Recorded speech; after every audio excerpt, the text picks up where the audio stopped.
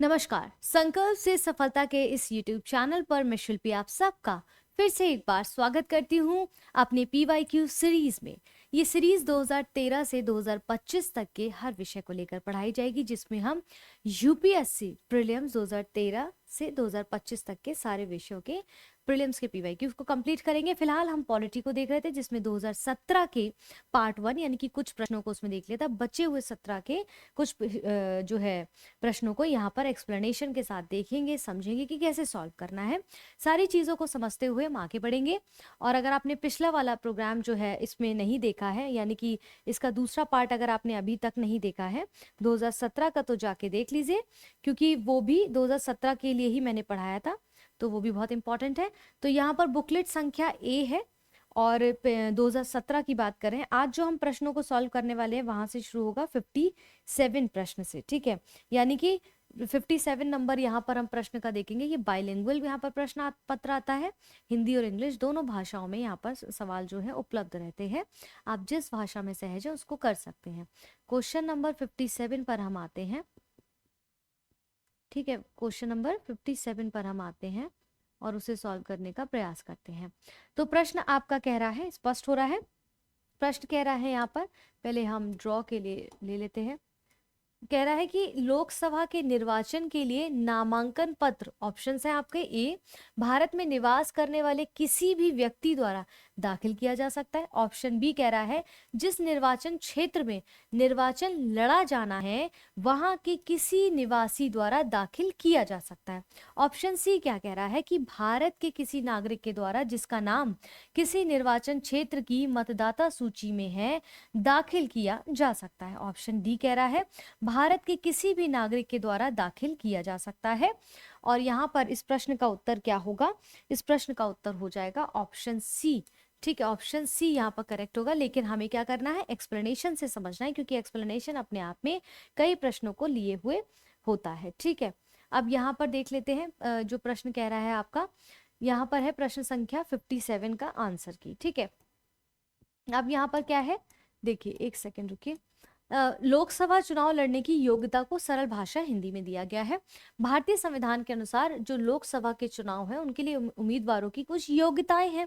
वो क्या योग्यताएं होनी चाहिए? जैसा पहली बार जो उम्मीदवार है वो भारत का नागरिक हो, सबसे पहली शर्त है।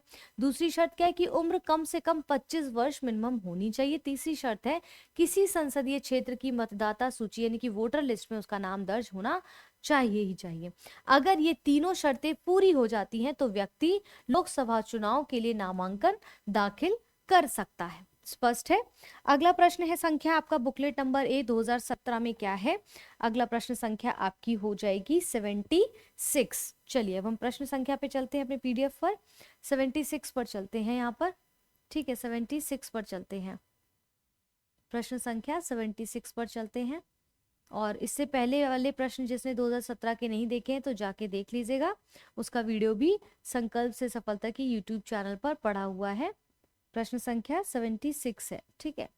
ये है प्रश्न संख्या 76, जाके देख लीजिए उसे, तो बाकी के प्रश्न भी आपके हो जाएंगे। फिलहाल यहाँ कह रहे हैं निम्नलिखित कथनों पर विचार करना है। पहला है लोकसभा अथवा राज्य की विधानसभा के निर्वाचन में जीतने वाले उम्मीदवार को निर्वाचित घोषित किए जाने के लिए किए गए मतदान का कम से कम 50% पाना अनिवार्य होता है। दूसरा, भारत के संविधान में अधिकथित उपबंधों के अनुसार लोकसभा में अध्यक्ष का पद बहुमत वाले दल को जाता है तथा उपाध्यक्ष का पद विपक्ष को जाता है।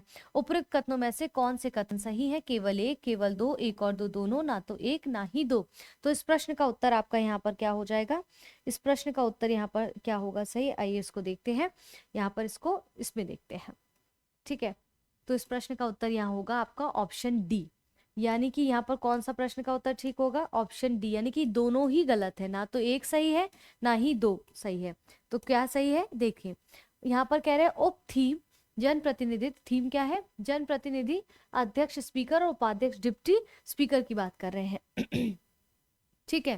पहला कथन गलत है। क्यों गलत है? क्योंकि भारत में चुनाव जो है फर्स्ट पास द पोस्ट यानी FPTP प्रणाली से होते हैं, दिख रहा है आप लोगों को, स्पष्ट तौर पर दिख रहा है, ठीक है, होते हैं। यानी कि इसका क्या मतलब होता है कि जीतने वाले के लिए 50% से ज्यादा वोट मिलना जरूरी नहीं होता है। जिस उम्मीदवार को सबसे ज्यादा वोट मिल जाते हैं वही चुनाव जीत जाता है, भले ही उसे आधे से कम वोट ही क्यों ना मिले हो। दूसरा कथन भी गलत है, क्योंकि ना तो एक ना ही दो। दूसरा कथन गलत था, क्यों? क्योंकि लोकसभा का जो स्पीकर है और जो डिप्टी स्पीकर है उनका चुनाव सदन के सदस्य करते हैं।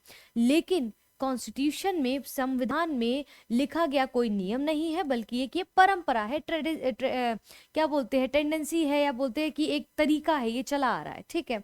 अध्यक्ष का जो पद होता है स्पीकर का, वो आमतौर पर सत्ता पक्ष को ही मिलता है, जो सत्ता उस वक्त काबिज होगी उसको मिलेगा। उपाध्यक्ष का पद आमतौर पर विपक्ष को ही दिया जाता है। तो ये चीजें आप याद रखना है, क्योंकि पीटी में प्रश्न ऐसे ही समझ आएगा अगर आप इस तरीके से पढ़ने का प्रयास करेंगे, ठीक है। अब अगला प्रश्न, बुकलेट नंबर 2017 में क्या दिया गया था?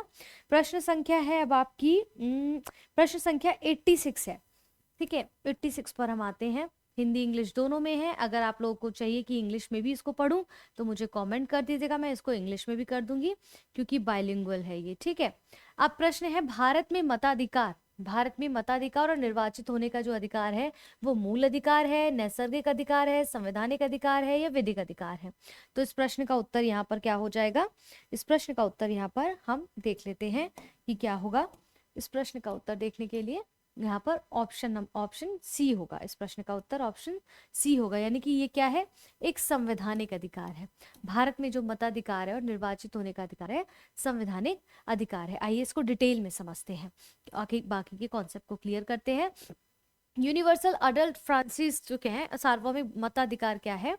वोट देने का जो अधिकार है वो राइट टू वोट, हर वयस्क भारतीय नागरिक को वोट देने का अधिकार दिया गया है। वोट देने का अधिकार मिलता है भारतीय संविधान से, लोक प्रतिनिधित्व अधिनियम 1951 से। अनुच्छेद 326, ये आर्टिकल जरूर याद रख लीजिएगा। अभी अगर आप इन वीडियोस को मिस कर रहे हैं तो गलती कर रहे हैं, क्योंकि अब प्रीलिम्स आने वाला है, यूपीएससी हो चाहे पीसीएस हो, बहुत इंपॉर्टेंट है। फिलहाल हम यूपीएससी की बात कर रहे हैं, तो उसको जरूर साथ में पढ़ते रहिए, वरना मिस कर जाएंगे। आर्टिकल 326 कह रहा है कि 18 वर्ष या उससे अधिक उम्र के हर नागरिक को वोट देने का अधिकार होता है। लोक प्रतिनिधित्व अधिनियम 1951 धारा 62 क्या कहती है? जिसका नाम मतदाता सूची में है वही वोट दे सकता है। क्लियर है यहाँ तक? वही वोट हमें दे सकता है।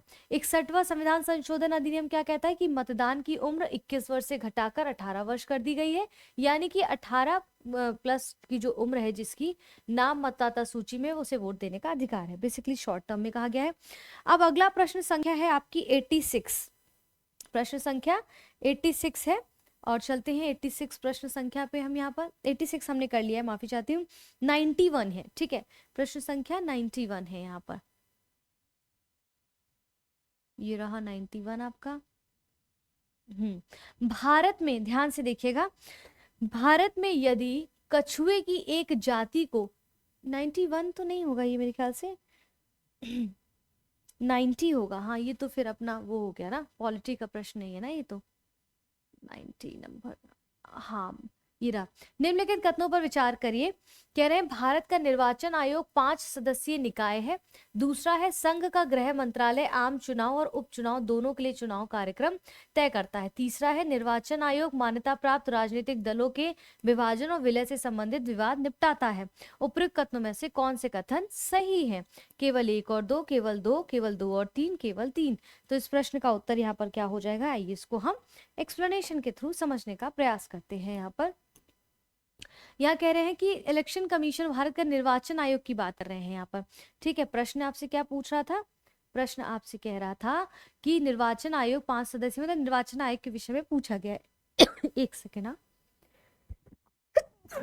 माफी चाहती हूँ।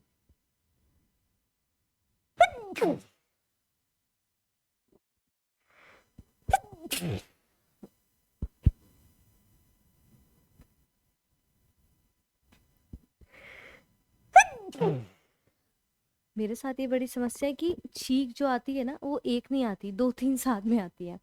फिलहाल इसको यहाँ देखते हैं। इलेक्शन कमीशन के बारे में बात करते हैं। पहला कथन गलत था, क्योंकि निर्वाचन आयोग में कितने सदस्य होंगे संविधान में तय ही नहीं है। अपने आप में एक प्रश्न का स्टेटमेंट है, उत्तर भी है ये, ठीक है। सदस्यों की संख्या राष्ट्रपति तय करते हैं, ध्यान रखना है, किसमें? निर्वाचन आयोग में। अभी निर्वाचन आयोग में 3 सदस्य हैं।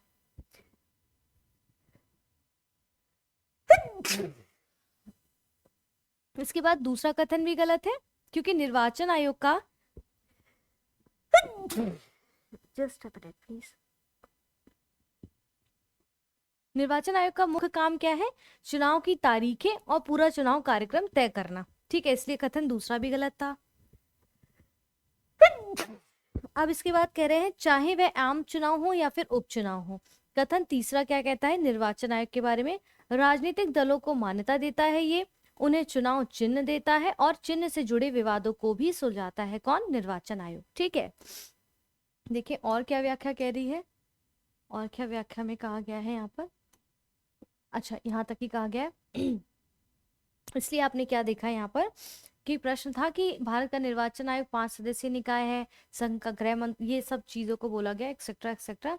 तो पहला कथन गलत था, दूसरा गलत था, तीसरा सही था, क्योंकि निर्वाचन आयोग मान्यता प्राप्त राजनीतिक दलों के विभाजन, उससे विलय से संबंधित निपटान करता है, ठीक है। अब अगला प्रश्न संख्या हमारी क्या होगी यहाँ पर? 92। प्रश्न संख्या 92 बुकलेट ए में ये है, भारत में न्यायिक पुनरीक्षण, ठीक है। भारत में न्यायिक पुनरीक्षण की जो बात कर रहे हैं, 92 प्रश्न संख्या, यानी कि जुडिशियल रिव्यू की बात कर रहे हैं। इंग्लिश में भी पढ़ लेना, कभी भी डाउट हो तो जुडिशियल रिव्यू की बात कर रहे हैं। पहला है कि विधियों और कार्यपालिका आदेशों की संवैधानिकता के विषय में प्राख्यान करने का न्यायपालिका का अधिकार है। दूसरा है जुडिशियल रिव्यू के बारे में, विधानमंडलों द्वारा निर्मित विधियों के प्रज्ञान को प्रश्नगत करने का न्यायपालिका का अधिकार होता है। तीसरा कह रहा है न्यायपालिका का सभी विधायी अधिनियमों के राष्ट्रपति द्वारा उन पर सहमति प्रदान किए जाने के पूर्व पुनरीक्षण का अधिकार है। ऑप्शन डी क्या कहता है? न्यायपालिका का समान या भिन्न वादों में पूर्व में दिए गए स्वयं के निर्णयों के पुनरीक्षण का अधिकार है, ठीक है। तो इस प्रश्न का उत्तर यहाँ पर क्या होगा, आइए इसको देख लेते हैं। इस प्रश्न का उत्तर क्या होगा? कह रहे हैं कि ऑप्शन ए करेक्ट हो जाएगा यहाँ पर। इस प्रश्न का उत्तर होगा ऑप्शन ए करेक्ट हो जाएगा, यानी कि पहला ठीक है जुडिशियल रिव्यू के बारे में, बाकी यहाँ पर गलत दिए गए। आइए समझते हैं ऐसा क्यों है। कह रहे हैं कि जुडिशियल रिव्यू न्यायिक समीक्षा क्या है? हाई कोर्ट और सुप्रीम कोर्ट की एक यह शक्ति है कि वे कानून, आदेश या फैसले जांच सकें और देखें कि संविधान के खिलाफ तो नहीं है। यानी कि कुछ आर्टिकल्स हैं, आर्टिकल 13 क्या कहता है? अदालतें किसी भी कानून या सरकारी आदेश को जांच सकती है, उसे अगर वो गलत है तो असंवैधानिक होने पर भी रद्द कर सकती है। आर्टिकल 32 क्या कहता है? मौलिक अधिकारों के उल्लंघन पर सुप्रीम कोर्ट जाया जा सकता है, रिट जारी करता है। आर्टिकल 226 क्या कहता है? फंडामेंटल राइट्स व अन्य मामलों में हाई कोर्ट रिट जारी कर सकता है। ये सारे आर्टिकल्स याद रखना है, नहीं तो आप कंफ्यूज हो जाएंगे, ठीक है। आर्टिकल 137 क्या कहता है? सुप्रीम कोर्ट अपने ही फैसले की समीक्षा कर सकता है। आर्टिकल 142 क्या कहता है? सुप्रीम कोर्ट पूर्ण न्याय के लिए आवश्यक कोई भी आदेश दे सकता है। महत्वपूर्ण बातें क्या हैं? जैसे आर्टिकल 13, 32 और 226 न्यायिक समीक्षा के मुख्य आधार है, याद रखना है, इंपॉर्टेंट है। आर्टिकल 13 और 32 फंडामेंटल राइट्स का ही हिस्सा है, और न्यायिक समीक्षा जो है संविधान की मूल संरचना का हिस्सा है, इसे बदला नहीं जा सकता है। अदालतें असंवैधानिक कानून या फिर कार्यपालिका के कदम को रद्द कर सकती है। उद्देश्य क्या है इसके पीछे? कि विधायिका और कार्यपालिका पर नियंत्रण रखते हुए चेक्स एंड बैलेंसेस बनाए रखना, ना कि न्यायपालिका को सर्वोच्च बनाना है, ठीक है, ना कि न्यायपालिका को सर्वोच्च बनाना है। इसके बाद यहाँ पर अगला प्रश्न संख्या आपकी हो जाएगी 96, ठीक है। 96 पे हमने 92 देख लिया है। 96 पे आते हैं, 96 प्रश्न संख्या पे आते हैं हम।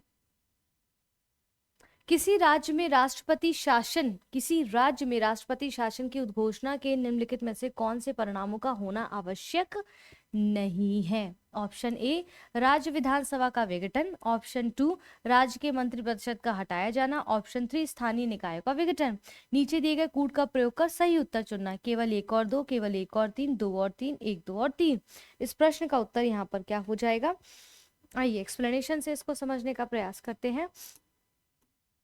ऑप्शन बी करेक्ट हो जाएगा यहाँ पर, ठीक है। Option B is the correct answer, यानी कि केवल 1 और 3 जो है कह रहे कौन सा होना आवश्यक नहीं है, तो पहला होना आवश्यक नहीं और तीसरा यानी कि राज्य विधानसभा का विघटन और स्थानीय निकायों का विघटन, तो ये दोनों नहीं सही है, मतलब कि 20 बी ऑप्शन आपका ठीक है, 1 और 3 इसका उत्तर होगा, लेकिन एक्सप्लेनेशन से इसको हम बेहतर तरीके से समझेंगे। ये राष्ट्रपति शासन और राज्य आपातकाल की बात कर, कथन एक सही था क्योंकि राष्ट्रपति शासन को राज्य आपातकाल या फिर संवैधानिक आपातकाल भी कहते हैं। और आर्टिकल 356 क्या कहता है आपका कि अगर राष्ट्रपति को ये लगता है कि राज्य सरकार ठीक से संविधान के अनुसार काम नहीं कर पा रही है तो उसे राज्य में राष्ट्रपति शासन लगा सकते हैं, और ये फैसला राज्यपाल की रिपोर्ट पर या फिर बिना रिपोर्ट के भी लाया जा सकता है। इंपॉर्टेंट है, ध्यान रखना है, यानी राष्ट्रपति शासन लगने पर राज्य विधानसभा को भंग करना जरूरी नहीं होता है। क्लियर है। अब इसके बाद प्रश्न संख्या आपकी आएगी यहाँ पर 99, ठीक है, प्रश्न संख्या 99 बुकलेट ए में निम्नलिखित में से उस एक को चुनिए जो मंत्रिमंडल स्वरूप की सरकार के अंतर्निहित सिद्धांत को अभिव्यक्त करता। ऑप्शन ए, ऐसी सरकार के विरुद्ध आलोचना को कम से कम करने की व्यवस्था जिसके उत्तरदायित्व जटिल है, उन्हें सभी के संतोष के लिए निष्पादित करना, ठीक है। और यहाँ पर दूसरा कथन क्या कहता है, ऐसी सरकार के कामकाज में तेजी लाने की क्रियाविधि जिसके उत्तरदायित्व दिन प्रतिदिन बढ़ते जा रहे हैं। तीसरा कथन क्या कह रहा है, सरकार के जनता के प्रति सामूहिक उत्तरदायित्व को सुनिश्चित करने के लिए संसदीय लोकतंत्र की एक क्रियाविधि है, ठीक है, संसदीय लोकतंत्र की एक क्रियाविधि है। चौथा ऑप्शन क्या कहता है, उस शासनाध्यक्ष के हाथों को मजबूत करने का एक साधन है जिसका जनता पर नियंत्रण जो है रासोन्मुख दशा में है। फिलहाल यहाँ पर इसका उस प्रश्न का उत्तर क्या है हम इसको देखते हैं। इस प्रश्न का उत्तर आपका यहाँ हो जाएगा ऑप्शन सी हो जाएगा, ठीक है, ऑप्शन सी इस प्रश्न का उत्तर हो जाएगा, यानी कि सरकार के जनता के प्रति जो सामूहिक उत्तरदायित्व है उनको सुनिश्चित करने के लिए संसदीय लोकतंत्र की क्रियाविधि है। एक्सप्लेनेशन से इसको समझने का प्रयास करते हैं। यह संसदीय प्रणाली के बारे में है कि संसदीय प्रणाली को कैबिनेट सरकार भी कहा जाता है, लक्ष्मीकांत वगैरह पढ़ा होगा तो उसमें आपने देखा होगा।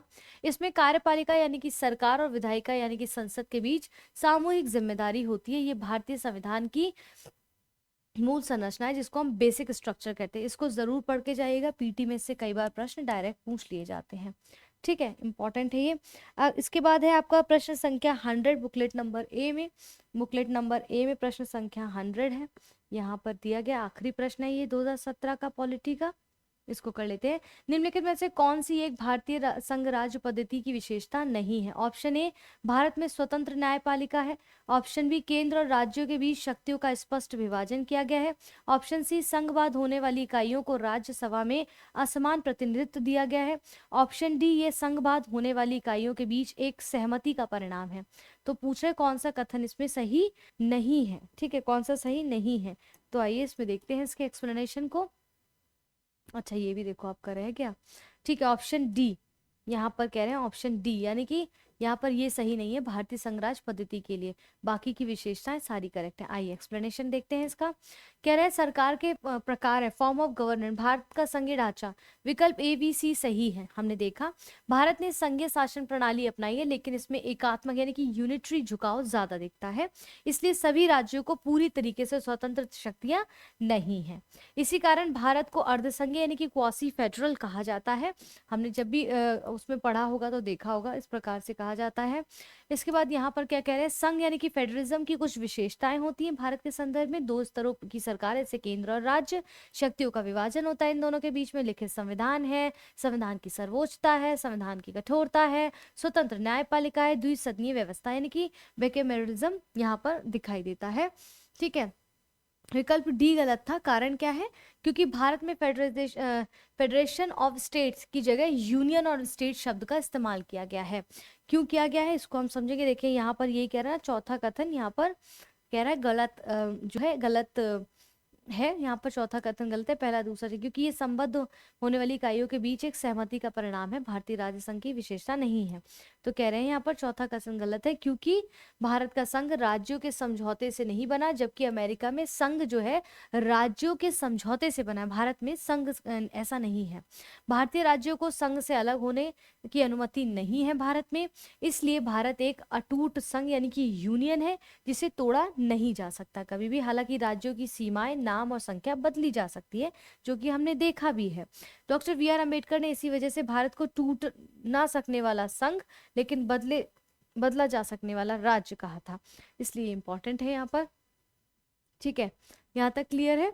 तो हमने क्या किया है कि पॉलिटी के आज जितने भी 2017 के प्रश्न थे, लास्ट में हमने कुछ प्रश्नों को सॉल्व किया था पार्ट 1 में 2017 के। आज हमने 2017 के पॉलिटी के बचे हुए प्रश्नों को यूपीएससी प्रीलिम्स के सॉल्व कर लिया है। यानी कि मंडे, वेडनेसडे और फ्राइडे जो ये प्रोग्राम आता है शाम को 6 बजे, उसमें हमने आज वेडनेसडे को 2017 का पॉलिटी पूरा खत्म कर लिया है। अब जब हम फ्राइडे को मिलेंगे तो 2000 पॉलिटी 18 का कोशिश करेंगे, उसको करें, शाम को 6 बजे आएगा। इसके साथ साथ आप कोई और भी अगर इसके साथ साथ और विषय में भी अभी हाल फिलहाल में शुरू करना चाहते हैं, कोई विषय जिसमें PYQ डिस्कस किए जाए, तो उसको ज़रूर बताइएगा, उसको भी हम लेकर आएंगे ताकि आपकी तैयारी को और सुचारू रूप से जारी रखें। ठीक है, इसी प्रकार से संकल्प से सफलता का ये जो यूट्यूब चैनल है ये मेरे द्वारा चलाया जा रहा है और इसमें ट्यूसडे सैटरडे शाम को 6 बजे आर्ट एंड कल्चर मेरे द्वारा पढ़ाया जाता है। वहीं सैटरडे को सुबह 10 बजे वीकली करंट अफेयर्स आता है, यूपीएससी 2026 प्रीलिम बूस्टर की तरह, आप उसको ज़रूर पढ़िए, बहुत इंपॉर्टेंट है। इसके बाद संडे को शाम को 7 बजे weekly mapping based current affairs आता है, चाहे यूपीएससी हो 2026 प्रीलिम, चाहे पीसीएस हो, दोनों के लिए बहुत महत्वपूर्ण है। ज़रूर देखिए, आप सबसे रिक्वेस्ट है चैनल पर बने रहे। चैनल को अब तक सब्सक्राइब नहीं किया तो प्लीज़ सब्सक्राइब करें अगर आपकी एग्जाम की तैयारी में थोड़ी भी मदद कर पा रहा है। वहीं जियो पॉलिटिकल के टॉपिक्स आपको रोज मिलते हैं उनको निरंतर देखते रहें और हमारे साथ बने रहें। फिलहाल के लिए वीडियो अच्छा लगा हो तो प्लीज़ वीडियो को लाइक करें, शेयर करें और अपने दोस्तों के साथ शेयर करें। कमेंट ज़रूर करें अगर आपको कोई चीज़ पसंद आती है, ना पसंद है। और अपना ध्यान रखें, अपनों का ध्यान रखें। फिलहाल के लिए इस वीडियो को यहाँ समाप्त करते हैं। धन्यवाद।